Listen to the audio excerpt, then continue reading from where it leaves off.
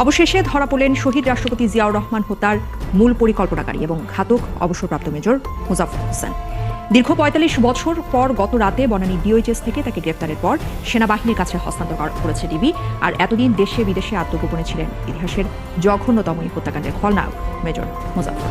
ক্ষমতার দম্ভে একসময় যারা মাটিতে পা ফেলত না, আজ তারা গর্তে লুকিয়েও পার পাচ্ছে না। হাসিনার আমলে স্বাধীন সাংবাদিকতার নামে যারা দালালি করেছিল, আজ তাদের একে একে ধরে সাইজ করা হচ্ছে। এই তালিকায় এবার মাইনকার চিপায় আটকে গেছেন চ্যানেল আইয়ের সেই অহংকারী উপস্থাপিকা সোমা ইসলাম। একটা সময় স্টুডিওতে বসে যিনি তারেক রহমানকে পদে পদে অপমান করেছিলেন, আজ সেই তারেক রহমানই বাংলাদেশের প্রধানমন্ত্রী। আর ক্ষমতায় বসেই বিগত দিনের সব বেয়াদবির কড়াই গন্ডায় হিসাব নিচ্ছেন তিনি। সাব্বাস মাননীয় প্রধানমন্ত্রী, সাব্বাস। দেশের জনগণ এভাবেই দেখতে চেয়েছিল আপনাকে। মাননীয় প্রধানমন্ত্রী তারেক রহমান সাহেব প্রশংসায় ভাসছেন। বাংলাদেশে ড্রোন কারখানা করতে চায় তুরস্ক, এমন খবর ছিল আগে থেকে, কিন্তু এবার খোদ সরকারের প্রতিমন্ত্রী মীর শাহে আলম নিশ্চিত করলেন তুরস্কের সঙ্গে যৌথ উদ্যোগে ড্রোন কারখানা হচ্ছে। সেটা হচ্ছে তারেক রহমানের নিজ জেলা বগুড়াতে। একটা কথা প্রচলিত আছে, মানুষ যখন কাউকে বঞ্চিত করে, প্রকৃতি তখন ঠিক তার ক্ষতিপূরণ করে দেয়। বাংলাদেশের বেলায় এই প্রবাদটি যেন একেবারে শতভাগ মিলে গেছে।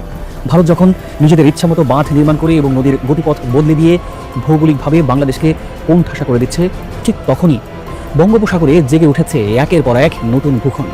এ যেন ভৌগোলিক ক্ষতিপূরণে বাংলাদেশের জন্য সৃষ্টিকর্তার এক অনন্য আশীর্বাদ। যেখানে জলবায়ু পরিবর্তনের প্রভাবে সারা পৃথিবীতে বিভিন্ন উপকূলীয় এলাকা পানির নিচে ডুবে যাওয়ার প্রহর গুনছে, সেখানে সৃষ্টিকর্তা আমাদের উপকূলের জন্য এক অনন্য সমীকরণ এঁকে রেখেছেন। বাংলাদেশের সামরিক শক্তি বাড়াতে বিশাল পদক্ষেপ নিয়েছে সরকার। দেশের সার্বভৌমত্ব, ভূখণ্ডের অখণ্ডতা এবং জাতীয় নিরাপত্তা নিশ্চিত করতে আগামী 10 বছরে বাংলাদেশ সেনাবাহিনীর আধুনিকায়নে প্রায় ৮৬,০০০ কোটি টাকার পরিকল্পনা নিয়েছে সরকার।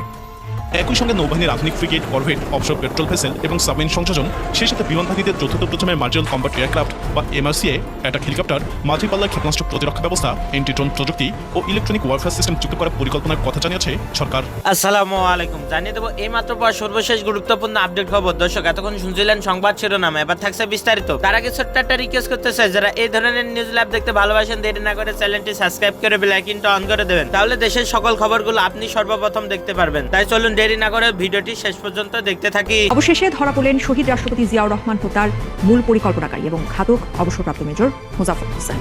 দীর্ঘ ৪৫ বছর পর গত রাতে বনানী ডিওএইচএস থেকে তাকে গ্রেপ্তারের পর সেনাবাহিনীর কাছে হস্তান্তর করেছে ডিবি। আর এতদিন দেশে বিদেশে আত্মগোপনে ছিলেন ইতিহাসের জঘন্যতম এই হত্যাকাণ্ডের খলনায়ক মেজর মোজাফফর।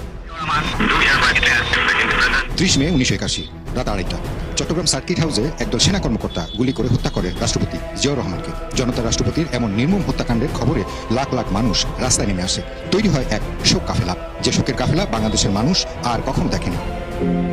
শহীদ প্রেসিডেন্ট জিয়াউর রহমানকে হত্যার পরপরই গঠিত হয় সামরিক আদালত, যে আদালতে বিচার মুখোমুখি করা হয় ১৮ জন সেনা কর্মকর্তাকে। এর মধ্যে ১৩ জনকে মৃত্যুদণ্ড ও ৫ জনকে বিভিন্ন মেয়াদে কারাদণ্ড দেওয়া হয়। পরবর্তীতে ১২ জন সেনা কর্মকর্তার ফাঁসি কার্যকর করা হয়। মৃত্যুদণ্ডপ্রাপ্ত আসামি সাবেক সেনা কর্মকর্তা মোজাফফর হোসেন পলাতক থাকায় তার সাজা কার্যকর করা যায়নি। প্রথম কথা যে সেনা আইনে যেটা বলে যে কোনো সেনা সদস্য তার ইউনিট থেকে পলাতক হয়ে গেলে সেটা ওনারা পুলিশকে একটা ইনফর্ম করে, এবং এটা ইয়েও আছে, ধরার সঙ্গে সঙ্গে আমরা যে কাউকে এরকম অ্যাবস্কান্ডেড কাউকে পাওয়ার সঙ্গে সঙ্গে আমরা তার সেনা ইয়েকে করে তাদের কাছে হস্তান্তর করি। যথারীতি আপনি জানেন যে পুরাতন পত্রিকা দেখে বোঝা যে ওনাদেরকে ওনার নামে ধরে দিতে পারলে ২ লাখ টাকা পুরস্কার ঘোষণা করা হয়েছে। তখন আমরা জানি যে উনি পলাতক, আমাদের কাছে নিউজ ছিল, নিউজ থাকার পর আমরা খোঁজ খবর নিয়ে জানতে পারছি উনি আসছে, তারপরে যে ওনাকে ধরে নিয়ে এসে আমরা পরিচয় নিশ্চিত হয়েছেন। আমরা দীর্ঘ ৪৫ বছর ধরে পলাতক থাকার পর অবশেষে ধরা পড়লেন শহীদ প্রেসিডেন্ট জিয়াউর রহমান হত্যার মামলার অন্যতম পরিকল্পনাকারী অবসরপ্রাপ্ত মেজর মোজাফফর হোসেন। বুধবার দিবাগত রাতে রাজধানীর বনানীর ডিওএইচএস এলাকা থেকে তাকে আটক করে ঢাকা মহানগর গোয়েন্দা পুলিশ। সেনাবাহিনী আসে, তার পরিচয় নিশ্চিত হয়েছে, এখন তাদের কাছে দিয়ে গেছে। এখন তাদের আইন অনুযায়ী, সেনা আইন অনুযায়ী উনি এখানে যেখানে ছিল সেখানে ওনার মেয়ে থাকতো, মেয়ে জামাই থাকতো, ওনার ওয়াইফ থাকতো, ছেলে থাকতো। ওনার শ্বশুরের বাসা আমি সম্পর্কে যতটুকু জেনেছি। বৃহস্পতিবার দুপুরে তাকে গ্রেপ্তারের খবর জানায় ডিএমপি। প্রয়োজনীয় আইনি প্রক্রিয়া শেষে কোর্ট মার্শাল সম্পন্ন করতে তাকে সেনাবাহিনীর কাছে হস্তান্তর করা হয়েছে বলে জানা গেছে।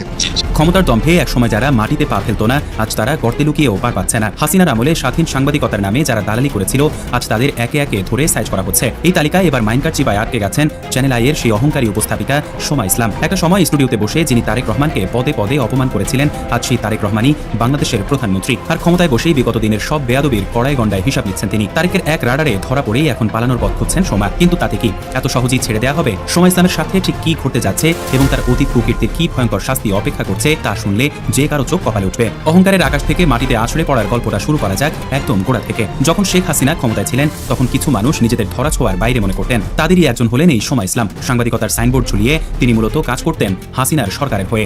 তার প্রধান টার্গেট ছিল বিএনপি এবং বিশেষ করে তারেক রহমান। এই তো পুরনো একটা ভিডিও সম্প্রতি সোশ্যাল মিডিয়ায় ব্যাপকভাবে ছড়িয়ে পড়েছে। সেই ভিডিও দেখলে যে কারো গা জ্বলে যাবে। চ্যানেল আইয়ের একটি টক শোতে অতিথি হয়ে এসেছিলেন সাবেক সেনা কর্মকর্তা ও রাজনীতিবিদ শাহজাহান ওমর। সেই অনুষ্ঠানে সময় ইসলামের অঙ্গভঙ্গি আর মুখের ভাষা ছিল দেখার মতো। তারেক রহমান কেন দেশে ফিরে আসছেন না, তিনি কি দেশের ভালো চান না, এইসব আজে বাজে কথা বলে তিনি বারবার শাহজাহান ওমরকে খোঁচা দিচ্ছিলেন। আমরা সবাই জানি মিথ্যা মামলা আর হয়রানির শিকার হয়ে তারেক রহমান দেশের বাইরে থাকতে বাধ্য হয়েছিলেন। এই সত্যিটা কিন্তু সোমা খুব ভালো করেই জানতেন। তবুও তিনি ইচ্ছা করেই টিভিতে বসে সব ফালতু প্যাচাল পারতেন শুধু হাসিনাকে খুশি করার জন্য। এখানেই শেষ নয়, তিনি দলের ভেতরের খবর জানার ভান করে মন গড়া গল্প ফাঁদতেন। তিনি বলতেন বিএনপির মাঠের কর্মীরা নাকি একেবারে হতাশ হয়ে পড়েছে, তারেক সাহেব শুধু ভিডিও কলে মিটিং করে দলের 12টা বাজাচ্ছেন। আর এমন সব আজে বাজে কথা বলে তিনি সাধারণ মানুষের মাথায় উল্টাপাল্টা চিন্তা ঢুকিয়ে দিতেন। উদ্দেশ্য একটাই ছিল, বিরোধী দলের মনোবল ভেঙে দেওয়া। কিন্তু 2026 সালে এসে সেই তারেক রহমানই যে দেশের প্রধানমন্ত্রী হবেন সেটা হয়তো এই দাপুটে উপস্থাপিকা স্বপ্নেও ভাবেননি। আজ সেই পুরনো বেয়াদবির হিসাব মেলাতে গিয়েই তার রাতের ঘুম হারাম হয়ে গেছে। বিগত সরকারের গুণগান গাইতে গাইতে তিনি যে নিজের গর্ত নিজেই করেছেন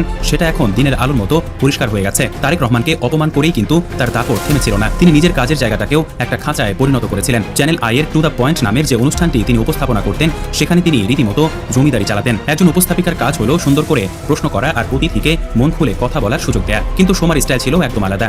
তিনি অতিথিদের ডাকতেন মূলত অপমান করার জন্য। কেউ যদি সরকারের বিরুদ্ধে বা তার পছন্দের বাইরে একটা কথাও বলতেন অমনি তিনি মুখের উপর কড়া কথা শুনিয়ে দিতেন। সামান্য কথা বলতে পদে পদে বাধা দিতেন। তার এমন যাচ্ছে তাই আচরণের শিকার হয়েছিলেন বর্তমান সড়ক ও যোগাযোগ মন্ত্রী শেখ বদিউল আলম। ওই অনুষ্ঠানে সময় ইসলাম এত বাজেভাবে তর্ক জুড়ে দেন আর এমন একটা গুমট পরিবেশ তৈরি করেন যে ওই অতিথি এক পর্যায়ে বাধ্য হয়ে অনুষ্ঠান ছেড়েই বেরিয়ে যান। এটা ছিল একটা চরম অপমানের ঘটনা। টিভির পর্দায় বসে একজন সম্মানিত মানুষকে এভাবে ঘোল খাওয়ানোটা তিনি নিজের বাহাদুরি মনে করতেন। মূলত তখন তার মাথার উপর হাসিনার সরকারের ছাতা ছিল, তাই কেউ তাকে কিছু বলার সাহস পেত না। এই অহংকারী নারী ভাবতেন আজীবন হয়তো এভাবেই সবাইকে দাবিয়ে রাখবেন। কিন্তু এখন সেই ছাতা উড়ে গেছে আর তার আসল চেহারা সবার সামনে বেরিয়ে পড়েছে। শুধু স্টুডিওর ভেতরেই তিনি এমন মাস্তানি করতেন তা কিন্তু নয়, বিভিন্ন প্রসঙ্গেই তার অহংকার যেন আরও বেড়ে যেত। এমনকি রাস্তায় নেমে সাধারণ মানুষের মাঝে গেলেও তার অহংকারের বেলুন ফুলনোই থাকতো। মাঠ পর্যায়ে যখন তিনি খবর সংগ্রহ করতে যেতেন তখন অন্যান্য সাংবাদিকের সাথেও তিনি একেবারে বাজে ব্যবহার করতেন। তার এমনই একটা নোংরা রূপ ধরা পড়ে হিরো আলমের একটি সংবাদ সম্মেলনে। সেখানে আনন্দ টিভির একজন সাধারণ সাংবাদিকের সাথে তিনি যে ভাষায় ঝগড়া করেছেন তা শুনলে কান লাল হয়ে যাবে। ওই সাংবাদিকের সাথে তিনি চরম অকথ্য ভাষায় গালাগালি করেন এবং এমনভাবে তেড়ে যান যেন তিনি এলাকার কোনো বড় আপা। প্রকাশ্যে সবার সামনে একজন সহকর্মীর সাথে এমন বস্তির মতো ঝগড়া করার ভিডিও যখন ভাইরাল হয় তখন সাধারণ মানুষ ছি ছি করেছিল। বড় চ্যানেলে চাকরি করার সুবাদে তিনি অন্যান্য ছোট চ্যানেলের সাংবাদিকদের মানুষ বলেই গুনতেন না। তারই অহংকার আর দাপট দেখে সাংবাদিক নেতারাই তখন অবাক হয়েছিলেন। কিন্তু ক্ষমতার জোরে অন্ধ থাকায় তিনি কারো কথারই তোয়াক্কা করেননি। তিনি ভুলে গিয়েছিলেন যে ক্ষমতা চিরদিন কারো হাতে থাকে না। আর যখন সেই ক্ষমতা নেই তখন তার সেই পুরনো ভিডিওগুলোই তার গলার কাটা হয়ে দাঁড়িয়েছে। নিজের পাতা ফাঁদেই আজ তিনি আটকে গেছেন। সোমার এই সমস্ত জঘন্য ব্যবহার তো গেলই, এবার আসা যাক তার আসল ধান্দার কথায়। সাংবাদিকতার এই লেবাসের আড়ালে তিনি আসলে টাকার পাহাড় বানানোর এক বিশাল ফন্দি এঁটেছিলেন। বিভিন্ন নির্বাচনের সময় তার আসল খেলা শুরু হতো। নির্বাচনে দাঁড়ানো প্রার্থীদের তিনি গোপনে প্রস্তাব দিতেন। বলতেন মোটা অঙ্কের টাকা দিলে তিনি টিভিতে তাদের নামে ভালো ভালো খবর প্রচার করবেন। এই সুযোগ কাজে লাগিয়ে তিনি লাখ লাখ টাকা হাতিয়ে নিয়েছেন বলে মারাত্মক অভিযোগ রয়েছে। তারই চাঁদাবাজির হাটে হাড়ি ভেঙে দিয়েছিলেন নোয়াখালীর পরিচিত মুখ আব্দুল কাদের মির্জা। তিনি সরাসরি ক্যামেরার সামনে দাঁড়িয়ে একটা সংবাদ সম্মেলন করে সব গোপন কথা ফাঁস করে দেন। কাদের মির্জা স্পষ্ট জানিয়ে দেন যে সময় ইসলাম তার কাছ থেকে মিডিয়া কভারেজ দেওয়ার নাম করে বিশাল অঙ্কের টাকা পকেটে করেছেন। সবচেয়ে অবাক করা ব্যাপার হলো টাকার গন্ধ পেয়ে এই নাম করা উপস্থাপিকা নাকি কাদের মির্জার পা ছুঁয়ে সালাম করতেও দ্বিধা করেননি। একটা খবর পড়ার কাজের আড়ালে মানুষ যে কতটা নিচে নামতে পারে এটা তার সবচেয়ে বড় প্রমাণ। গত 15 বছরে এভাবেই সাংবাদিকদের একটা অংশ টাকার লোভে নিজেদের বিক্রি করে দিয়েছিল। আর এখন এই নতুন বাংলাদেশে তাদের সেই সব দুর্নীতির ফাইল একে একে খোলা হচ্ছে। তব্য এত বড় কুকীর্তি ফাঁস হওয়ার পরও কিন্তু সময় ইসলাম চুপ করে বসে নেই। 2024 সালের 5 আগস্টের পর যখন দেশের পটভূমি পাল্টে গেল তখন অনেকেই ভেবেছিল এরা হয়তো এবার ভালো হয়ে যাবে। কিন্তু স্বভাব তো সহজে বদলায় না। নতুন করেও তিনি আবারও ষড়যন্ত্রের জাল বোনা শুরু করেছেন। সম্প্রতি একটা বিশাল ইস্যু তৈরি হয়েছে বিএনপি নেত্রী ও সাবেক এমপি নীলুফার মনিকে ঘিরে। জুলাইয়ের সেই গণ অভ্যুত্থানের সাহসী যোদ্ধাদের নিয়ে নীলুফার মনি একটা বিতর্কিত কথা বলে ফেলেন, জানিয়ে সারা দেশে তোলপাড় চলছে। কিন্তু একটু খেয়াল করলেই বোঝা যাবে এই ঘটনার পেছনের আসল কারিগর সেই সময় ইসলাম। তিনি খুব চালাকি করে এমনভাবে পেঁচিয়ে প্রশ্ন করেছিলেন যে নীলুফার মনি ফাঁদে পা দিয়ে ওই বেফাস কথাটা বলে ফেলেন। বিরোধী দলের নেতাদের কৌশলে উস্কে দিয়ে তাদের মুখ থেকে উল্টাপাল্টা কথা বের করে আনাটা সোমার বহু পুরনো একটা চাল। তিনি ভেবেছিলেন এই কাজ করে তিনি আবারও ফায়দা লুটবেন। কিন্তু দেশের মানুষ এখন অনেক চালাক। জুলাইয়ের সেই বীরদের নিয়ে কোনো ধরনের নোংরা খেলা যে এদেশের মানুষ মেনে নেবে না সেটা সোমা বুঝতে পারেননি। তার এই নতুন চালাকিটাও এখন সবার সামনে একদম পরিষ্কার হয়ে গেছে। সব খেলারই একটা শেষ আছে আর সোমার খেলার সময়ও ফুরিয়ে এসেছে। এখন 2026 সাল আর দেশের গদিতে বসেছেন প্রধানমন্ত্রী তারেক রহমান, যিনি একসময় এই সময় ইসলামের চরম অপমানের শিকার হয়েছিলেন। নতুন এই বাংলা বাংলাদেশে দালালি আর চাঁদাবাজির দিন শেষ।